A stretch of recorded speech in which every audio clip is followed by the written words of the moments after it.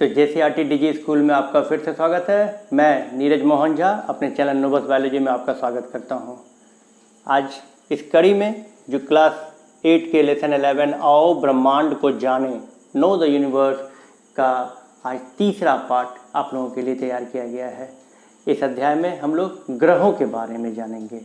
ग्रह कितने प्रकार के होते हैं, कितने संख्या है उनके बारे में विस्तृत ब्यौरा, सोलर सिस्टम के बारे में, सौर परिवार के बारे में, कैसे उनकी घूर्णन काल क्या है, परिक्रमण काल क्या है, उसका उदाहरण भी देंगे, प्रैक्टिकल करके भी देखेंगे।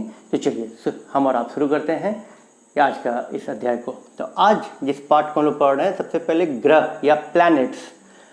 ग्रह को इंग्लिश में भी हम लोग क्या कहते हैं? प्लैनेट। हम लोगों ने पहले ही देखा था कि ग्रह और तारे में अंतर ये था कि तारों का अपना प्रकाश होता है, ग्रह का अपना प्रकाश नहीं होता है।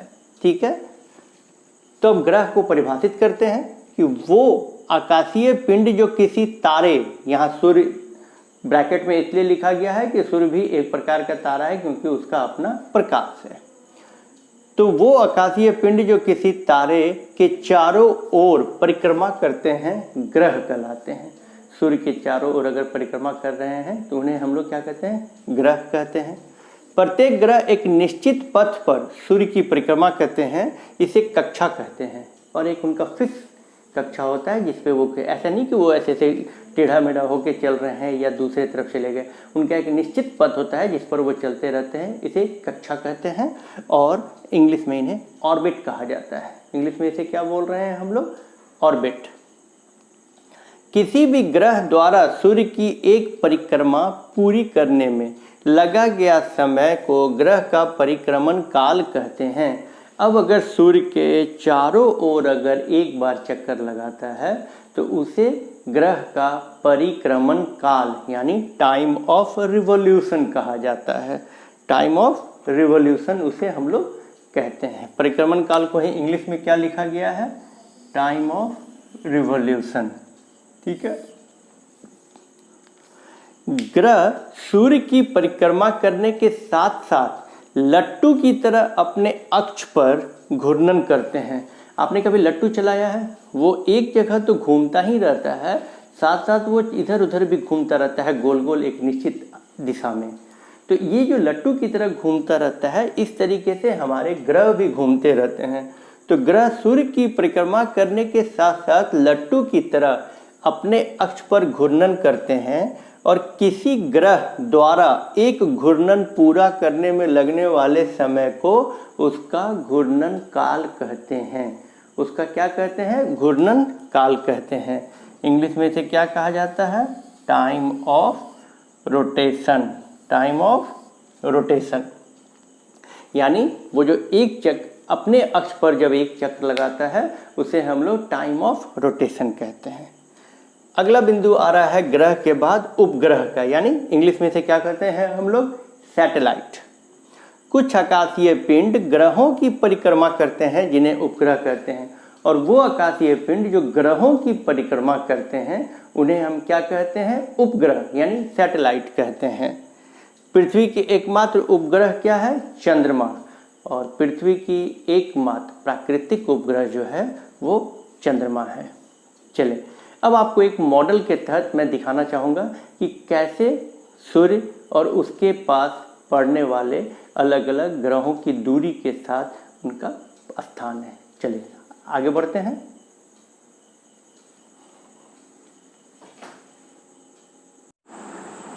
चलिए, तो अब हम लोग देखते हैं परिक्रमण काल और घूर्णन काल कैसे दिखाते हैं। तो एक छोटा सा प्रैक्टिकल करके दिखाते हैं आपको। देखिए, इस लट्टू को आप देख रहे हैं जो अपने अक्ष पे भी घूम रहा है और चारों तरफ भी घूम रहा है। ये बिल्कुल ही एक सही उदाहरण है जिसे आप इस्तेमाल कर समझ सकते हैं परिक्रमण काल और घूर्णन काल दोनों के उदाहरण के रूप में। तो है ना ये मज़ेदार? इसे फिर से एक बार दोहराते हैं। चलिए, तो आप देख पा रहे हैं इसको। इसे ही हम लोग परिक्रमण काल और घूर्णन काल, जैसा कि आप देख सकते हैं, ये अपने अक्ष पर भी घूम रहा है और ये चारों तरफ भी घूम रहा है। ठीक उसी प्रकार हर एक ग्रह अपने अक्ष पर भी घूमता है और सूर्य के चारों ओर भी परिक्रमा करता रहता है। ठीक है, चलें तो फिर आगे बढ़ते हैं। चलें तो फिर से शुरू करते हैं। जैसा मैंने कहा था आप लोगों को कि मैंने एक 3D सोलर सिस्टम का एक मॉडल बनाया है जिससे आप बिल्कुल भली भांति समझ लेंगे।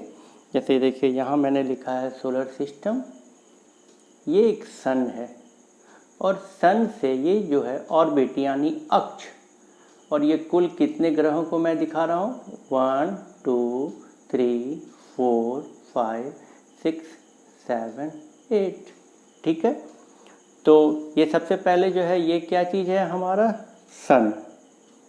उसके बाद पहले नंबर पे क्या आता है आप देख सकते हैं, ये है मरकरी। दूसरे नंबर पे क्या आ रहा है हमारा मरकरी, पहले नंबर पे मरकरी, दूसरे नंबर पे वीनस, तीसरे नंबर पे हमारा प्यारा अर्थ और चौथे नंबर पे मार्स। ये लाल ग्रह भी कहलाता है इसीलिए इसे लाल रंग का। और इसके बाद आप यहाँ देख रहे होंगे कि मैंने कुछ इस तरीके से पत्थर के नक्शे को बनाकर रखा है। ये हमारा एस्टेरॉयड बेल्ट है। इसे ध्यान रखने के लिए बहुत ही आसान तरीका है, आप समझ सकते हैं कि पहले 4 ग्रह के बाद और दूसरे 4 ग्रह से पहले यानी 4 ग्रह के बिल्कुल बीच में ये एस्टेरॉयड बेल्ट्स होते हैं जो बहुत सारे इसमें छोटे छोटे पिंड रहते हैं। इनके बाद आता है हमारा जुपिटर, जुपिटर के बाद हमारा सैटर्न, सैटर्न के बाद आता है यूरेनस और यूरेनस के बाद आती है नेपच्यून। यहाँ आपको बता दें कि ये हमारे नेपच्यून जो थे इसके जस्ट बाद ही प्लूटो का स्थान था, लेकिन चूँकि जैसा कि आपने पहले ही देख चुका है कि प्लूटो 2006 में इंटरनेशनल एस्ट्रोनॉमिकल यूनियन के द्वारा इन प्लैनेट के परिभाषा से बाहर हो गया और अब वो बौना ग्रह के रूप में आ गया है। आपको बता दें कि ये जो सूर्य है इसका बाहरी सतह का तापमान 6000 डिग्री सेंटीग्रेड होता है। मरकरी सबसे सामने है और हमारा जो नेपच्यून है वो सबसे दूर का अभी प्लैनेट है। और इसमें हम देख सकते हैं कि सैटर्न के चारों तरफ एक छल्ला वलय की तरह दिखता है और ये इसके बिल्कुल अलग तरह का ये लक्षण है जो बाकी किसी ग्रह में नहीं दिखता है। मरकरी चूँकि सबसे सामने है इसलिए इसका जो टाइम ऑफ रिवॉल्यूशन यानी परिक्रमण काल जो है वो सबसे कम है। सबसे सामने है तो जल्दी होगा। उसके बाद ये हमारा वीनस आता है और फिर अर्थ, जैसा कि आप जानते हैं कि अर्थ जो है वो 365 डेज में पूरा कर लेता है। और ठीक उसके बाद हमारा आता है मंगल ग्रह, फिर ये एस्टेरॉयड का बेल्ट है, जुपिटर, और इनको तो बहुत ज़्यादा समय लगता है पूरा अपना एक करने। लेकिन यहाँ हमेशा ध्यान रखिएगा कि ये चारों तरफ जब ये घूमते रहते हैं तो घूमने के समय में ये अपने अक्ष में भी गोल गोल जैसा कि लट्टू घूमता है वो घूमता रहता है, उसे आप देख सकते हैं। चलिए तो आगे देखते हैं कुछ और नए चीज़ों को। तो सूर्य से जैसा कि अभी आपने मॉडल में भी देखा, सबसे पहला नंबर पे कौन सा ग्रह था? बुध। इंग्लिश में क्या लिखते हैं इसे? मरकरी। सूर्य से निकटतम, पहला पॉइंट क्या है? ये सूर्य से निकटतम है। परिक्रमण गति सबसे तेज, और ये सबसे तेज गति में परिक्रमण यानी सूर्य के चारों ओर का भ्रमण करता है। 88 दिन परिक्रमण काल यानी कुल 88 डेज में ये सूर्य के चारों ओर एक बार परिक्रमा कर चुका रहता है। यहाँ एक चीज़ जरूर बताना चाहेंगे कि मरकरी का एक भाग हमेशा सूर्य की तरफ ही रह जाता है, एक तरफ अंधेरे में रह जाता है, उसका ज़्यादातर ये चांसेस दिखा जाता है। और दिन का तापमान 45 डिग्री सेंटीग्रेड तक चला जाता है, बहुत गर्म हो जाता है क्योंकि सूर्य के सामने है तो तापमान इनका ज़्यादा होगा ही होगा। एवं रात में -18 डिग्री सेंटीग्रेड पे चला जाता है। रात में क्या हो जाता है? ये -18 डिग्री सेंटीग्रेड पे चला जाता है। इनका अपना कोई उपग्रह नहीं है, जैसे पृथ्वी का चंद्रमा एक उपग्रह है, प्राकृतिक उपग्रह, मरकरी का अपना कोई उपग्रह नहीं है। और घूर्णन की दिशा पश्चिम से पूर्व की ओर होती है। ये बहुत महत्वपूर्ण है, इसे आगे आप देखेंगे, बाकियों में भी इसमें एक अंतर आ जाता है, उसे जानकारी लेने का कोशिश करेंगे। तो पहला नंबर पे कौन था? मरकरी सूर्य से निकटतम, परिक्रमण गति सबसे तेज, 88 दिन परिक्रमण काल, दिन का तापमान 45 एवं रात का -18, कोई उपग्रह नहीं और घूर्णन दिशा पश्चिम से पूर्व की ओर। और बुध के बाद दूसरे नंबर पर आता है हमारा शुक्र, यानी इंग्लिश में इसे वीनस भी कहा जाता है। सूर्य से दूसरे नंबर पर है, पहला पॉइंट इनका ये हो गया। बुध से ज़्यादा गर्म है। यहाँ ये आश्चर्य का चीज़ है कि ये बुध जबकि सूर्य के बिल्कुल नज़दीक है, उसके बावजूद ये बुध से ज़्यादा गर्म है। 225 दिन परिक्रमण काल, यानी सूर्य के चारों ओर का एक परिक्रमा लगाने में इसे कितने दिन लगता है? 225 दिन। जहाँ बुध को सिर्फ 88 डेज लग रहे थे, इसे कितने दिन लग जाते हैं? 225 दिन। इसे दो और नामों से भी जाना जाता है, प्रभात तारा एवं संध्या तारा। वो इसलिए कि एकदम अर्ली मॉर्निंग में और शाम में जब सूरज डूबता है, आप हमेशा एक चमकते हुए तारे की तरह इसे देख सकते हैं, इसलिए इसको सुबह का भी तारा और शाम का तारा यानी प्रभात तारा और संध्या तारा के नाम से भी जाना जाता है। इनका भी अपना कोई उपग्रह नहीं है, कोई प्राकृतिक उपग्रह शुक्र का नहीं है। लेकिन यहाँ देखेंगे अंतर आ गया कि इसकी घूर्णन दिशा पूर्व से पश्चिम की ओर है। जहाँ बुध का पश्चिम से पूर्व की ओर था, यहाँ पूर्व से पश्चिम की ओर है। और तीसरे नंबर पर आता है हमारा प्यारा पृथ्वी, अर्थ, मदर अर्थ, जिसमें आज हम सभी बैठे हुए हैं, ये बातें कर रहे हैं और हम सभी सौभाग्यशाली हैं जितने भी जीव जंतु हैं कि हमें पृथ्वी पर स्थान मिला, क्योंकि ये इकलौता ऐसा ग्रह है जहाँ जीवन है, जहाँ वायुमंडल है, जहाँ जल है। चलें इसकी विशेषताओं को देखते हैं कि ये सूर्य से तीसरे नंबर पर है। पहला हो गया मरकरी, दूसरा वीनस, ये अर्थ। 23 घंटा 56 मिनट इसका घूर्णन काल है, यानी अपने अक्ष पर ये 23 घंटा 56 मिनट में एक बार पूरा घूम जाता है। 365 दिन और 6 घंटे अगर इसमें है, पूर्णतः अगर देखें तो इसका परिक्रमण काल, यानी सूर्य के चारों ओर की परिक्रमा ये 365 दिन 6 घंटे के आसपास ये पूरा कर लेता है। ऑक्सीजन एवं जल उपस्थित है यहाँ, उपयुक्त वायुमंडल है और ओजोन का परत भी है। आप देखें यहाँ ओजोन के बगल में मैंने O3 लिख कर रखा है, क्योंकि ओजोन का सूत्र ही O3 होता है। इसे याद रखिएगा, ये काम लायक की चीज़ है आपके लिए। इसका एक उपग्रह है, जहाँ पहले दो में एक भी उपग्रह नहीं था, यहाँ एक उपग्रह इनका है, ये है चंद्रमा। और फिर इसका घूर्णन दिशा पश्चिम से पूर्व की ओर है, घूर्णन दिशा पश्चिम से पूर्व की ओर है। इसी कारण हमें सूर्योदय पूर्व से पश्चिम की ओर दिखता है, यानी सूर्योदय पूर्व में होता है पश्चिम में, क्योंकि हमारे पृथ्वी की घूर्णन जो है वो पश्चिम से पूर्व की ओर है। ये बहुत ही मज़ेदार रोचक तथ्य है, इसे याद रखेंगे। और चौथे स्थान पे हमारा कौन सा ग्रह आ रहा है? वो है मंगल, यानी मार्स, सूर्य से चौथे नंबर पर। पहला पॉइंट तो बिल्कुल सही है, ठंडा रहता है और धूल भरे बादल से भरा हुआ होता है, धूल भरे बादल से भरा हुआ होता है। और ये जो धूल भरे बादल होते हैं वो किसके होते हैं? Iron oxide, FeO। ये आयरन के कारण ये लाल रंग का धूल भरा हुआ बादल इसमें रहता है, जिसके कारण ये लाल प्रतीत होता है और जिसके कारण इसे लाल ग्रह भी कहते हैं। क्या ग्रह कहते हैं? लाल ग्रह भी कहते हैं। इसका जो परिक्रमण काल है वो कितना है? 687 डेज। 687 डेज पे ये एक चक्र सूर्य के चारों ओर का लगा लेता है। इनके दो उपग्रह हैं, फोबोस और डेमोस। फोबोस और डेमोस, ये पृथ्वी का एक था लेकिन इनका दो है। और इनका भी घूर्णन दिशा जो है वो पश्चिम से पूरब की ओर है, पृथ्वी के भांति ही पश्चिम से पूरब की ओर है। कि मरकरी, वीनस, अर्थ, मार्स के बाद जुपिटर। लेकिन यहाँ मैं आपको बता देना चाहूँगा कि मार्स और जुपिटर के बीच में एक एस्टेरॉयड का बेल्ट, यानी क्षुद्र ग्रह का बेल्ट, यानी छोटे छोटे बहुत सारे पिंड हैं, एक क्षेत्र है, बहुत चौड़ा क्षेत्र है, जो छोटे छोटे आकाशीय पिंड हैं जो सूरज की चारों ओर परिक्रमा करते रहते हैं। इन्हें एस्टेरॉयड या क्षुद्र ग्रह भी कहते हैं। और इनका एक बेल्ट है, जैसा कि आपने मॉडल में भी देखा था, वो रहता है। और उसके जस्ट बाद ये हमारा जो बृहस्पति है, यानी ये सूर्य से कितने नंबर पर है? 5वें नंबर पे। बृहस्पति को इंग्लिश में क्या हम लोग लिख रहे हैं? जुपिटर। ये सौर परिवार का सबसे बड़ा ग्रह है, इसे ध्यान रखेंगे, ये सबसे इम्पोर्टेंट है। ये सौर परिवार का सबसे बड़ा ग्रह है और इसे परिक्रमण काल इसका कितना है?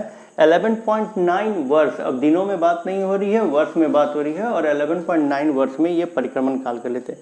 ये बहुत ही ठंडा ग्रह है और इसके अब तक ज्ञात 79 उपग्रह हैं। अब तक इसके कितने उपग्रह हैं? 79 जो ज्ञात हो सके हैं। हो सकता है इनकी संख्या आगे और बढ़ सकती है। और इनका भी जो घूर्णन दिशा है वो किधर है? पश्चिम से पूरब के दिशा की ओर, पश्चिम से पूरब दिशा की ओर है। छठे नंबर पे आता है शनि यानी सैटर्न, सूर्य से छठे नंबर पर। ये सौर परिवार का दूसरा सबसे बड़ा ग्रह है। जुपिटर के बाद ये सौर परिवार का दूसरा सबसे बड़ा ग्रह है और 29.5 वर्ष परिक्रमण काल है, यानी सूर्य की एक परिक्रमा करने में इसे 29.5 वर्ष लगते हैं। यह ठंडा ग्रह भी है और एवं पीले रंग का है, ठंडा भी है और पीले रंग का भी है। अब तक 82 उपग्रह इनके ज्ञात हो चुके हैं अध्ययन में। अब तक 82, हो सकता है इनकी संख्याएं आगे और बढ़ें। इनका भी घूर्णन दिशा पश्चिम से पूर्व की ओर होता है। इनका भी घूर्णन दिशा पश्चिम से पूर्व की ओर होता है। और एक ऐसा इसका विलक्षण लक्षण जो इन्हें बाकी ग्रहों से अलग करता है कि इसके चारों ओर रमणीय वलय है, यानी कि एक रिंग शेप का फॉर्मेशन छोटे छोटे पिंडों और गैसों का बना हुआ होता है, जो ये इकलौता ग्रह है जिसमें इस तरह की चीज़ों को पाया जाता है। बाकी किसी ग्रह में ये नहीं पाया जाता है, इसलिए ये बाकी ग्रहों से अलग दिखता है बिल्कुल। सौरमंडल के 7वें ग्रह में के स्थान पर आता है हमारा अरुण या यूरेनस। ये सूर्य से 7वें नंबर पर है। अपने अक्ष पर यह अत्यधिक झुका हुआ है। इसका विलक्षण एक लक्षण कर सकते हैं, गुण है कि अपने अक्ष पर अत्यधिक झुका हुआ है। 83.8 वर्ष परिक्रमण काल है, ठंडा ग्रह है, पीले रंग का ये भी रहता है।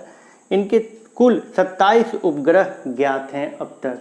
अब तक कुल कितने ग्रह ज्ञात हैं? 27 उपग्रह इनके ज्ञात हैं, लेकिन इनका घूर्णन दिशा पूर्व से पश्चिम की ओर है। यानी अब तक 2 ग्रह ऐसे हुए जिनका घूर्णन दिशा पूर्व से पश्चिम में हुआ, बाकी सभी का पश्चिम से पूर्व की ओर हुआ। और हमारे सौरमंडल के 8वें और आखिरी ग्रह का नाम वरुण या नेपच्यून, सूर्य से 8वें नंबर पर है। पृथ्वी के द्रव्यमान का 17 गुना भारी है ये। अगर पृथ्वी के द्रव्यमान की सापेक्ष में बात करें तो ये 17 गुना भारी है। इसका परिक्रमण काल 164.8 वर्ष है। ठंडा ग्रह है ही। जैसे जैसे आप सूरज से दूर जाते जाएंगे, ग्रहों का जो तापमान है वो कम होता जाएगा, वो ठंडा ग्रह के रूप में आने लगेंगे। और यहाँ हर वक्त तेज आंधियाँ चलती रहती है। इस ग्रह पे ज्ञात है कि यहाँ हर वक्त तेज आंधियाँ चलती रहती हैं।